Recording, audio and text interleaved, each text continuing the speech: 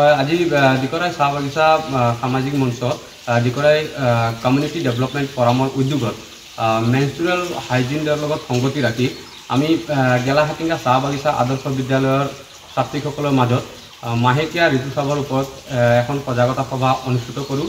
আৰু আজি সজাগতা সভাত আমাৰ দিকৰাই চাহ বাগিচা মেডিকেল ডিপাৰ্টমেণ্টৰ ফালৰ পৰা উপস্থিত থাকে GNM সন্মানীয় লিলি নাইগম বাইদেউ, শ্ৰীযুতা কাৰ্লিন ছাতি বাইদেউ আৰু আমাৰ গেলাহাটিঙ্গা চাহ বাগিচাৰে স্বাস্থ্য বিষয়া স্বাস্থ্য কৰ্মচাৰী অবিনাশ কোচ ডাঙৰীয়া আৰু লগতে সামাজিক স্বাস্থ্য বিষয়া শ্ৰীযুতা পুখাৰাণী বাইদেউ আমাৰ আজিৰ এই সজাগতা সভাত উপস্থিত থাকে।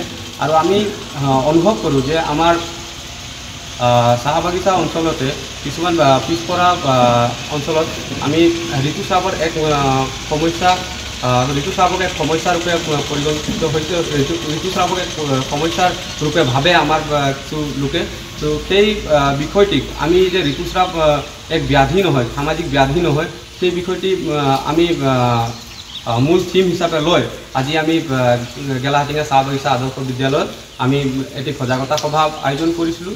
আৰু এই সজাগতা সভাৰ জৰিয়তে আমি আমাৰ চাহ বাগিচা অঞ্চলৰ যুৱতীসকলক আমি সজাগ কৰিব বিচাৰোঁ, অৱগত কৰিব বিচাৰোঁ যে তেওঁলোকে যেতিয়া মাহেকীয়া ঋতুস্ৰাৱ হয়, সেই ঋতুস্ৰাৱৰ সময়ত বিভিন্ন ধৰণৰ ৰোগ আহিব পাৰে। তেওঁলোকে যদি সজাগ হৈ নাথাকে বা চাফ চিকুণতা অৱলম্বন নকৰে, তেতিয়া তেওঁলোকৰ দেহত বা তেওঁলোকৰ দেহাতে হওক বা শাৰীৰিকভাৱে মানসিকভাৱে তেওঁলোক অসুস্থ হৈ পৰে।